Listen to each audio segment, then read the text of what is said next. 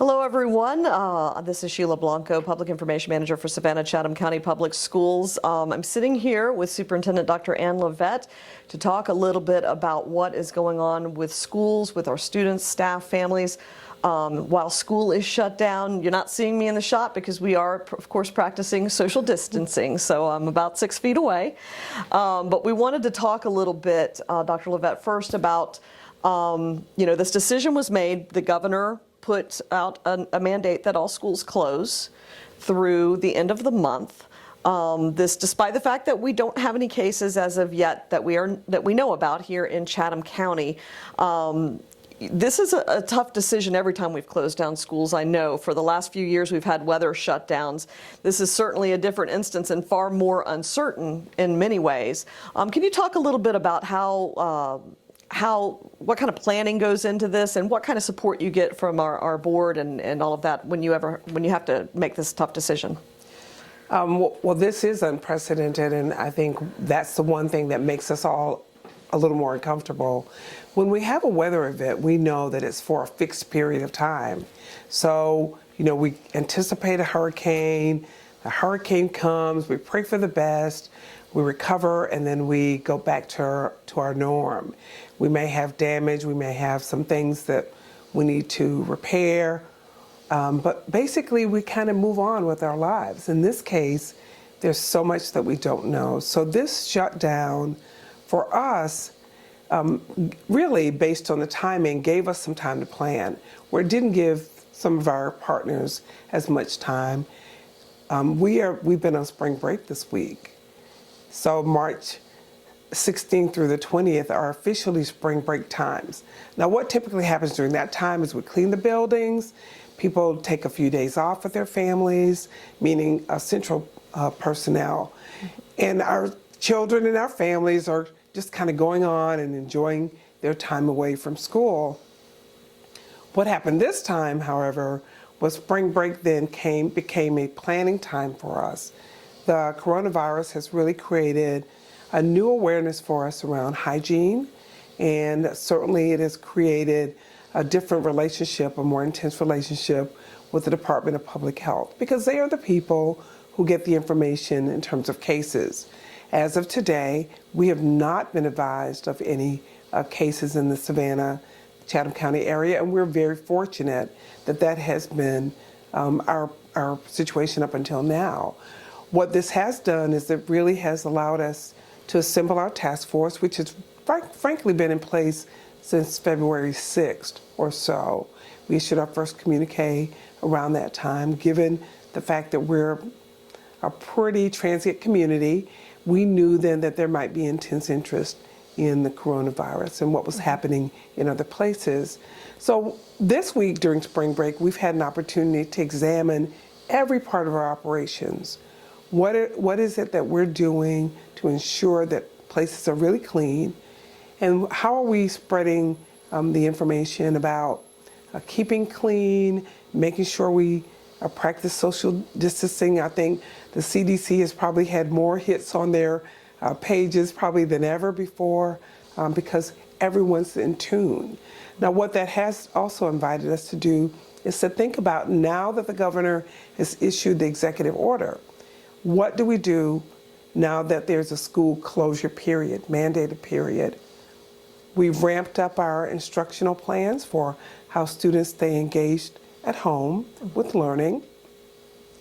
We've put some additional resources out on all of our platforms so that parents and students themselves can actually go to those platforms and look at some of the instructional and family engagement activities that allow our students to stay engaged, to stay safe, but also stay engaged.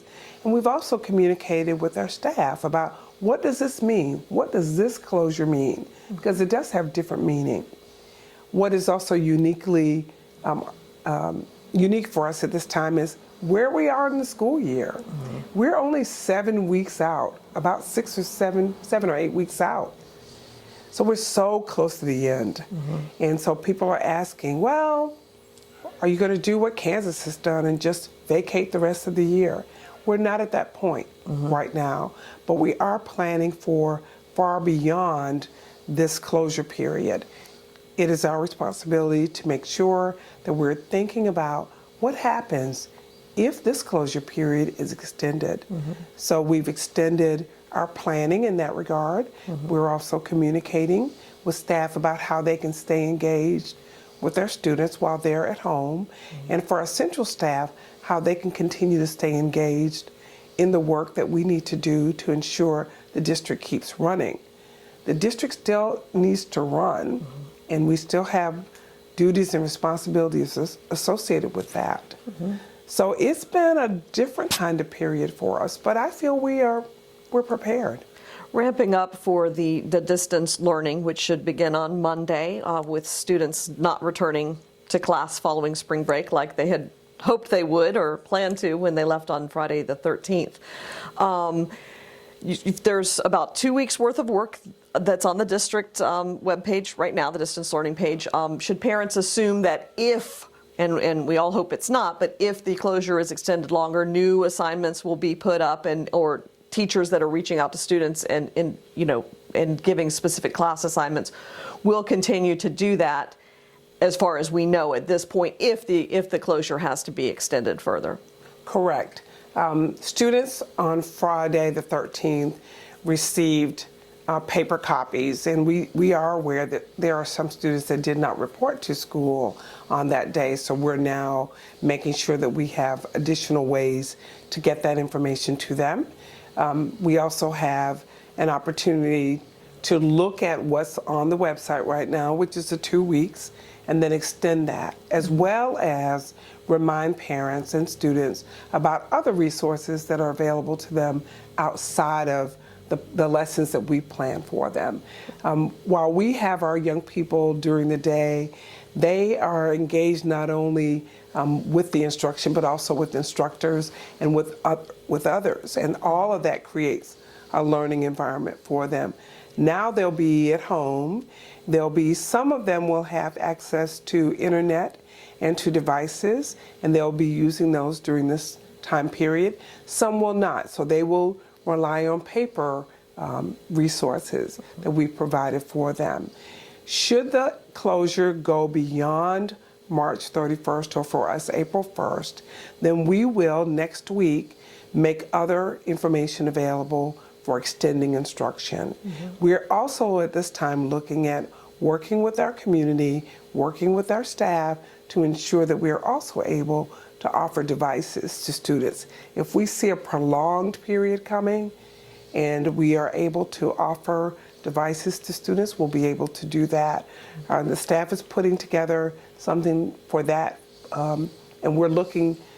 If next week we're told we'll be closed for a longer period of time, then you'll see some additional resources being made available. A question we're getting a lot on social media, and it's been a question that is one of the first things to pop up every time there's a closure for any reason. Parents are asking about, will any makeup days be required for this? We know the state has already announced that they have done away with the state testing in the spring. Is that an answer that's going to have to come from the Georgia Department of Education at some point, or is it pretty much assumed that since districts are going to this distance learning platform and that students are being expected to do assignments and turn them in when they return to school, from that, should parents assume that, okay, that's being done in place of having to have makeup days later? That is an excellent question. One of the things that we have advocated for since the beginning of the year in the school district is because we experienced so many weather events, and we each year then had to entertain the idea of makeup days. My proposal dating back to September was we look at independent learning days, because some of our sister and brother districts across the state were already doing that, and it really did help. So we started working on that plan September so that we would not have to make up days. And through this period, because we have instruction ongoing, though in a different format and perhaps at a different level, students will be engaged. That is our intention. Students and staff, and that would remove this idea of having to do makeup days. The board is very supportive of that. They've been supportive from the beginning of us looking at a way to keep from doing makeup days, not because we don't want to have children to return to school, but it's so disruptive when you're trying to manage plans that have already been set.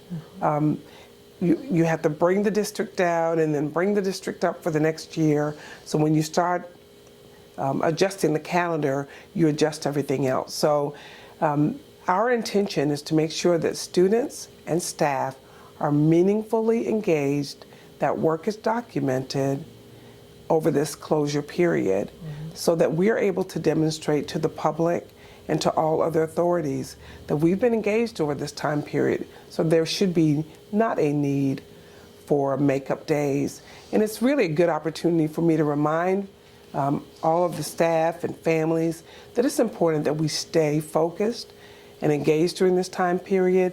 Work will be done remotely from home for many people, and that includes the school district. Teachers will be working from home. They'll have office hours. They'll be available to our students electronically. Students will have the opportunity to do work by paper, but they'll also be able to connect. We're working feverishly on some apps that will be available through a smartphone. So we're looking at all the ways that we can make this information available to all of our staff and students.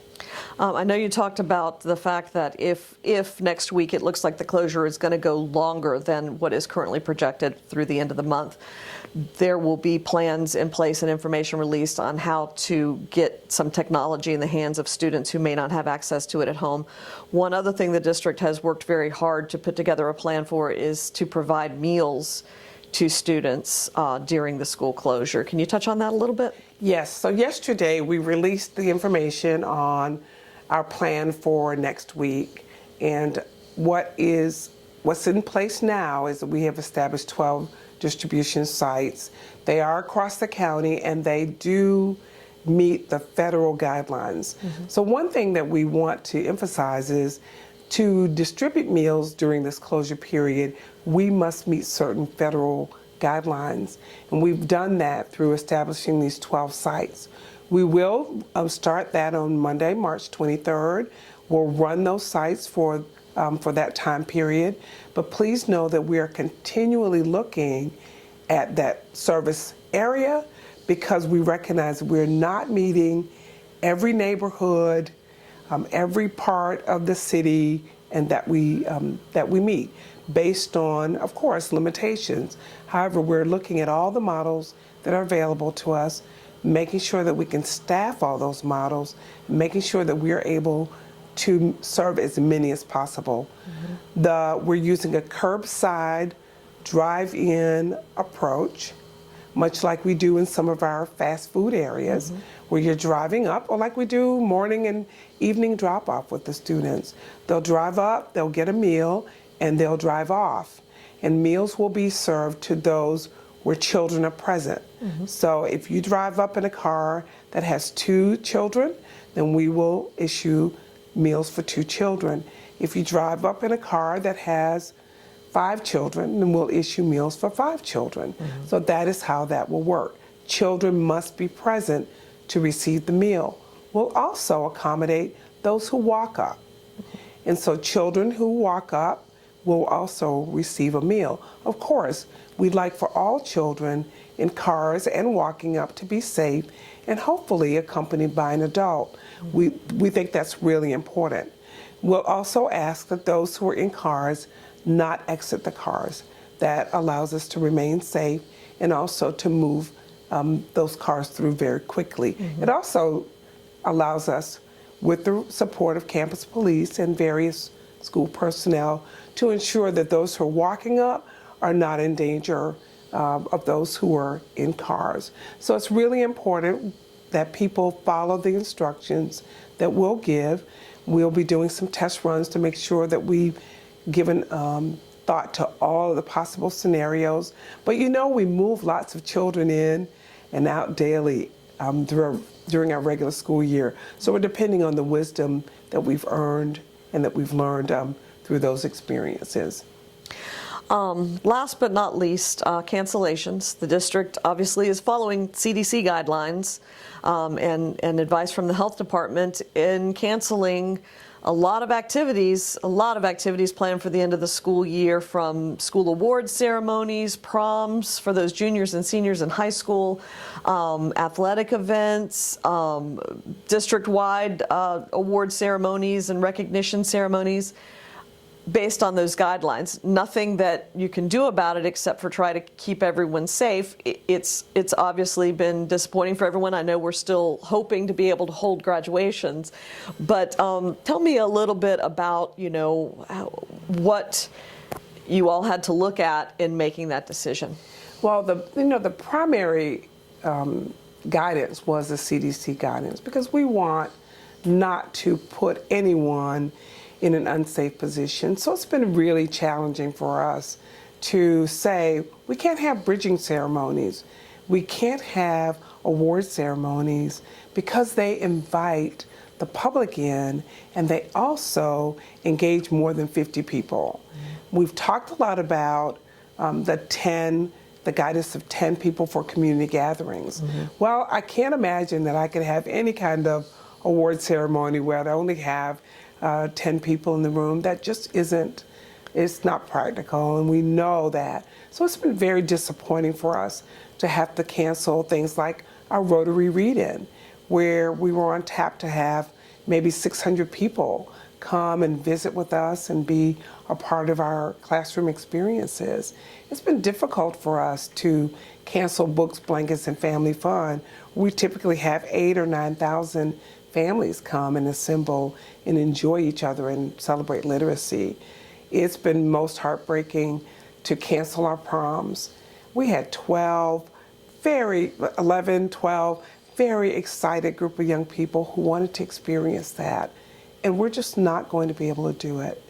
The one thing we're hoping for is to be able to ensure that we can have graduations. So we're looking at the best case scenario and the worst case scenario. We are working feverishly on that, and we're seeking the advice and the guidance and the creative thinking of principals as well as young people. How can we host that one experience that we all hold out? It is a milestone that we want to celebrate. But I also want to ensure that we're not promising people that we'll have a graduation ceremony. We are looking very hard at how we can do that. And we'll keep our seniors, our families, and our community updated on what we come up with. And hopefully, when it rolls around to that time period, everyone will understand that we have looked at it and tried to make it work. If we're able to do it, it may look very different than a traditional graduation ceremony, but at that same time, we'll want to make sure that we're following the guidelines and that we are doing as much as we can to be safe. So we'll continue with looking at cancellations. What's been disappointing is our retirement celebration that we have every spring has now been moved to the fall, and we're looking at moving our award ceremonies hopefully to the fall. So right now we're focusing in on our seniors and how we can manage the graduation. We're looking at the best case scenario and the worst, but nonetheless we're keeping all of them in mind. All right, I think that we've touched on just about everything that I know we've been getting a lot of questions about here at the district, on our social media pages, through phone calls, emails. Is there anything that we didn't touch on that you would like to address or you think is important to let people know? Now, I just want people to know that we are trying not to panic. Our job is to, especially adults, is just try to be reasonable. Sometimes I just say stay away from all of the news stories because they just increase our angst. They make us more stressed. And we pass that stress along to our children. We want to stay informed. We will keep you as informed as possible. We're not going to give you an update by the minute. That's not what's going to happen. But we are going to report changes and additions, resources. We'll provide all of that as quickly as we can.